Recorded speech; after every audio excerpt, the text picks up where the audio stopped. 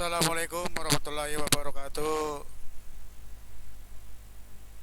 Marilah anak-anak, untuk pelajaran selanjutnya di semester genap ini dengan materi melakukan pelayanan usaha. Sebelum kita membahas pokok melakukan pelayanan usaha yang lebih mendetail, tentunya marilah kita ketahui dulu tentang apa sih produk, barang, atau jasa itu, sehingga kita tahu bahwa proses pengelolaan barang dan jasa itu tidak mudah. Oleh karenanya, seperti seorang wirausaha justru harus lebih tahu apa-apa sih yang masuk dengan istilah faktor produksi nanti. Oleh karena itu,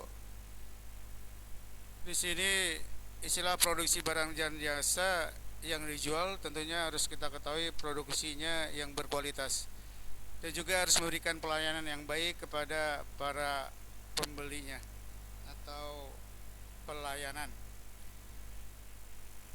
Kalau seandainya akibat dari pelayanan yang baik, pembeli merasa puas dan akan membeli lagi produk yang akan datang.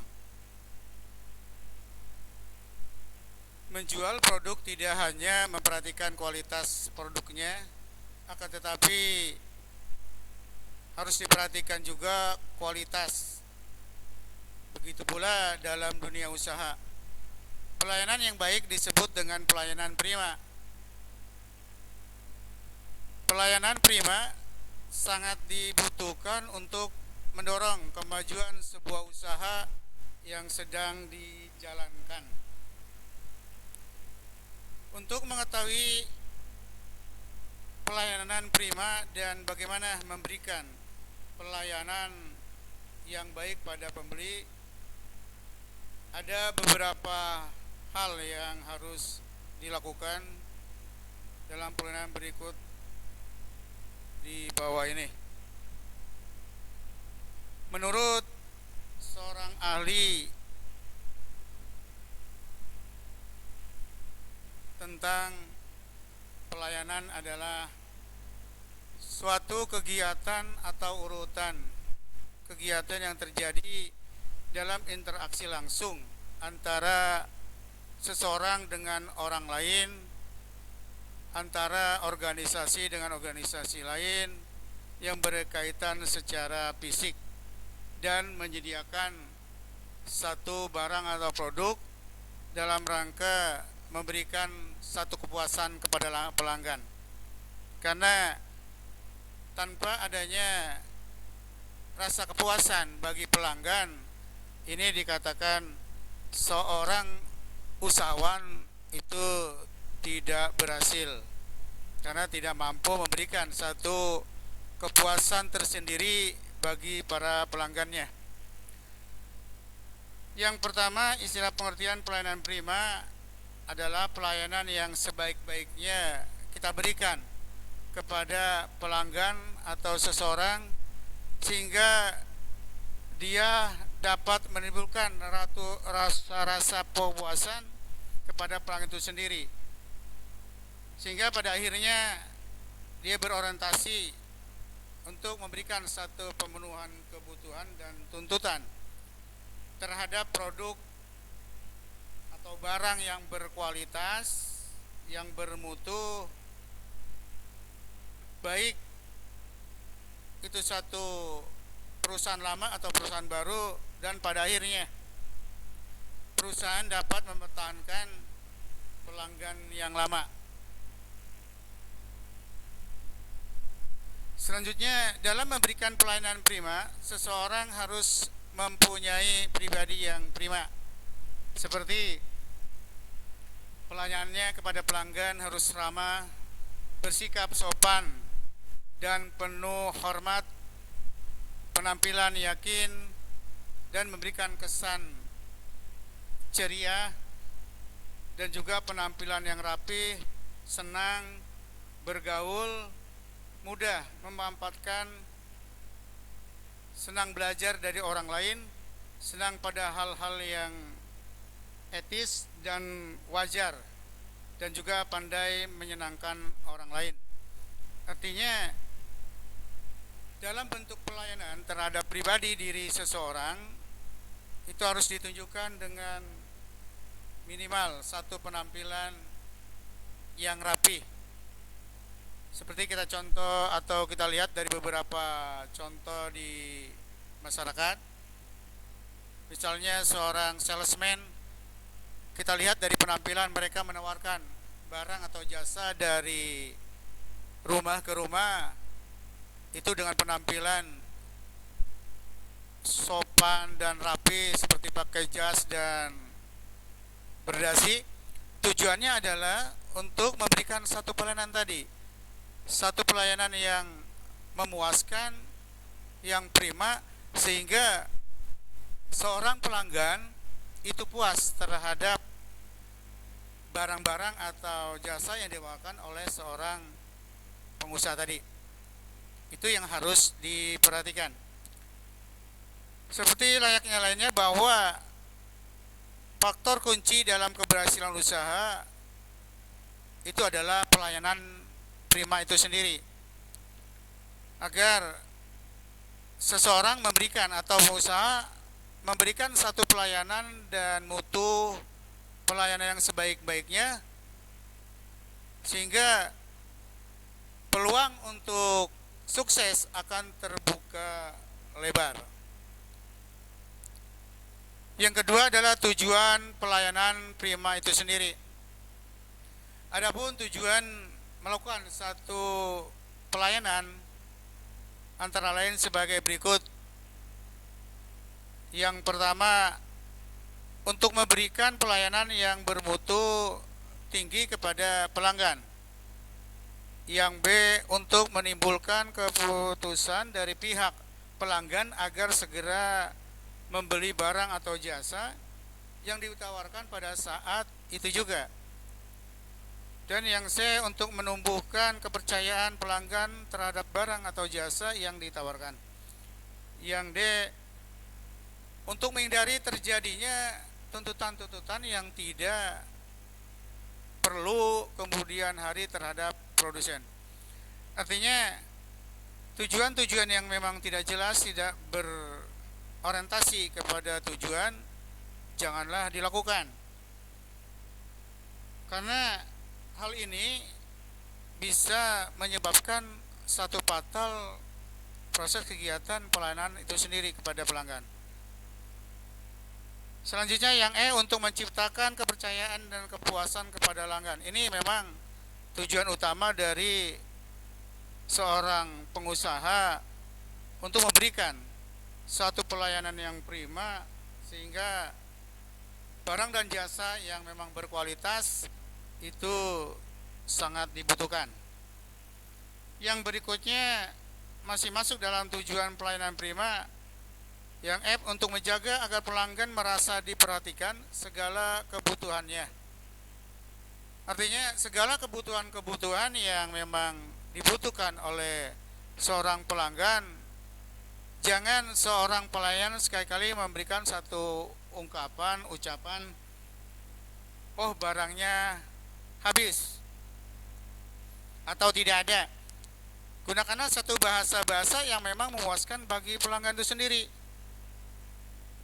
Oh ada, tersedia atau di tempat lain, sehingga masih ada kurun waktu untuk bisa meyakinkan kepada si pelanggan tersebut, sehingga tidak sampai nanti ada bahasa kecewa, tidak akan dia balik atau kembali lagi kepada membeli barang-barang kita. Ini yang kita khawatirkan.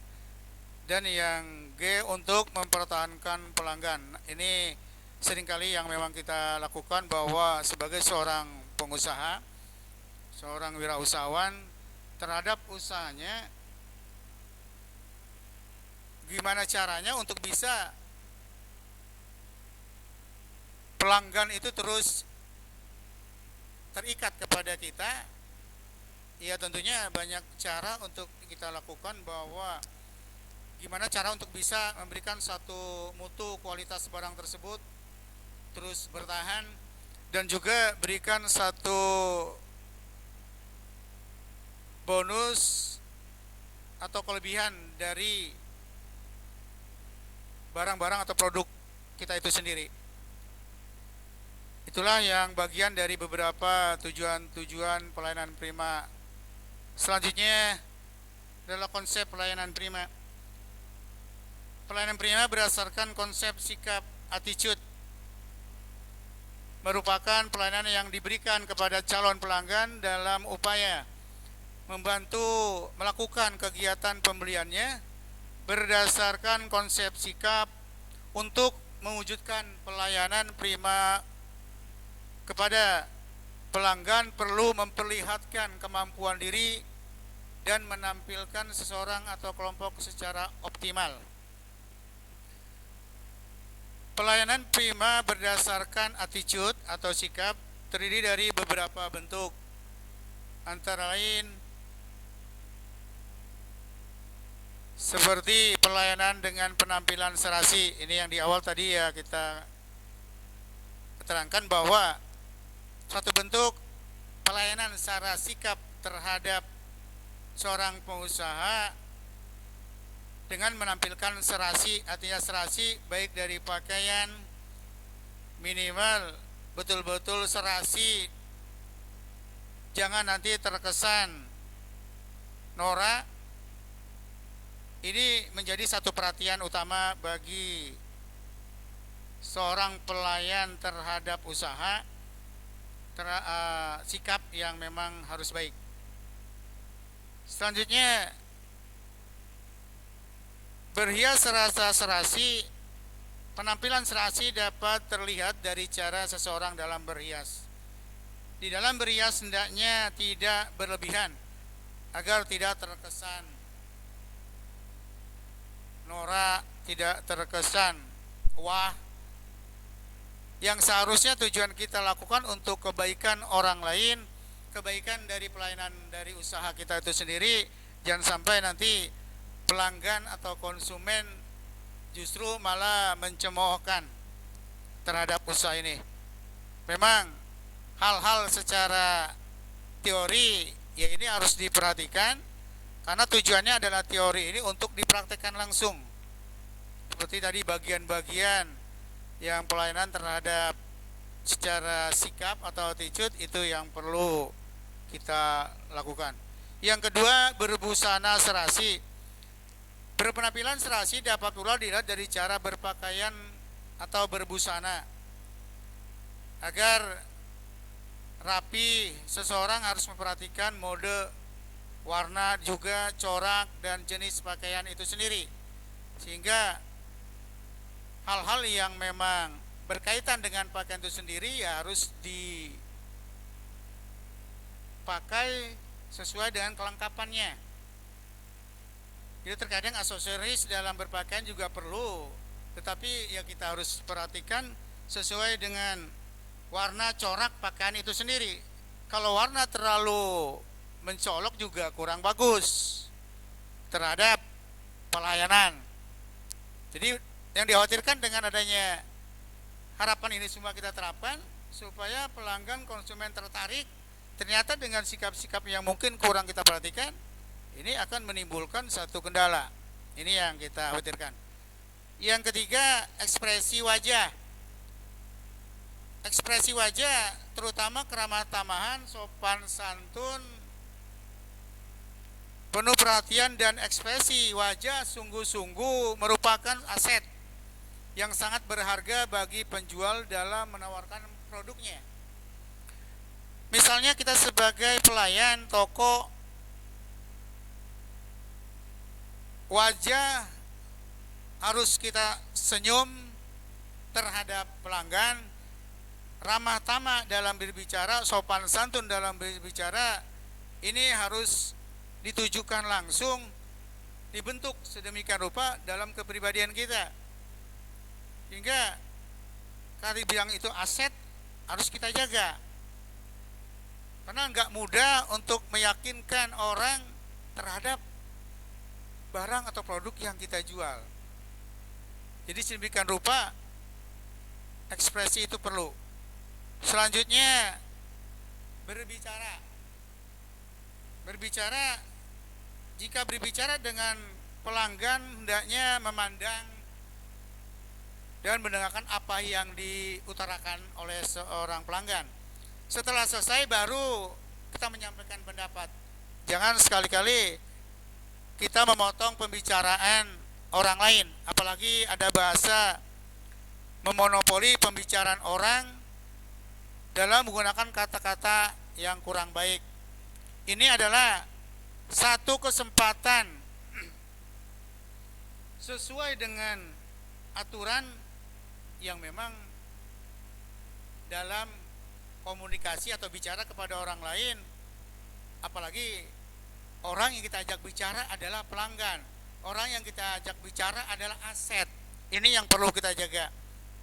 Jadi pembicaraan itu harus lemah lembut, kita pandang orang tersebut, jangan bicara mereka atau kita bicara tetapi kita tidak memandang wajah pelanggan itu. Ya ini akan, yang dikhawatirkan menimbulkan satu kekecewaan. Harapannya dari berbagai macam hal-hal ini ya harus diperhatikan dan juga diterapkan di dalam kita usaha. Selanjutnya, pelayanan dengan berpikir positif. Cara berpikir positif dalam melayani pembeli antara lain sebagai berikut. Tidak mencari atau memanfaatkan kelemahan pembeli.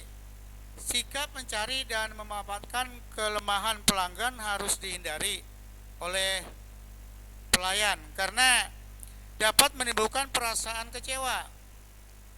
Hal-hal yang perlu diperhatikan penjual dalam menghindari sikap mencari dan memanfaatkan kelemahan pelanggan adalah sebagai berikut. Yang A, berusaha menciptakan kepercayaan pelanggan terhadap kualitas atau barang jasa yang kualitas pelayanannya sungguh baik, sehingga loyalitas dan partisipasi pelanggan dapat diwujudkan.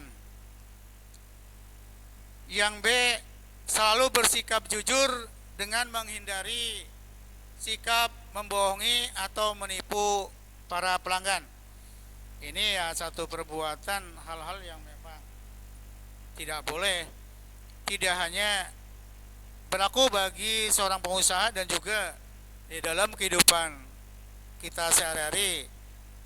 Tanamkanlah satu sikap jujur dan baik kepada orang lain. Ya lebih-lebih kita sebagai seorang wirausahawan ya harus kita terapkan, ya jangan sampai menipu kepada para pelanggan atau juga mitra kerja, karena ini akan menjadi satu bumerang.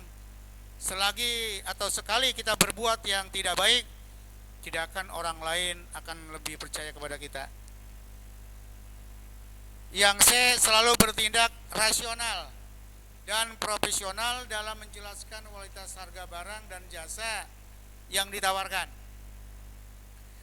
Yang D, selalu bersikap adil dan bijaksana dengan tidak menjual barang imitasi atau tiruan atau barang yang sudah kadaluarsa.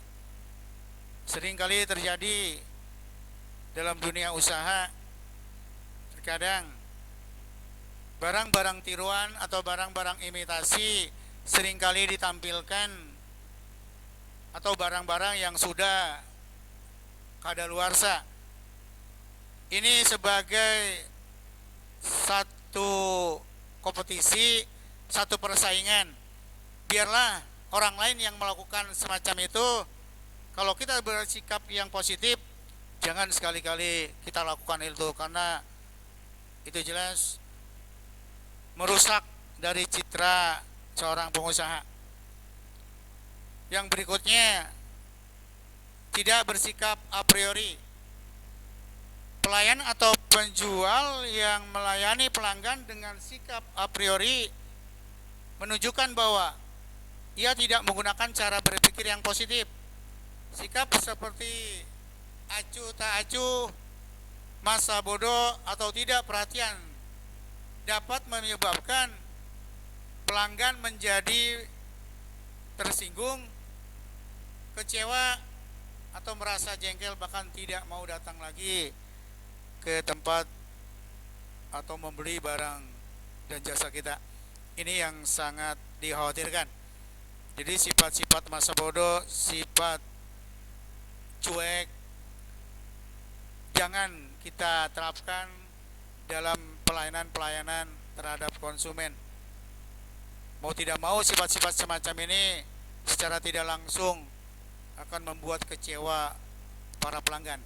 Kalau pelanggan sudah kecewa, konsumen sudah tidak mau kembali lagi kepada atau membeli barang atau jasa kita, dikhawatirkan usaha kita semakin terpuruk.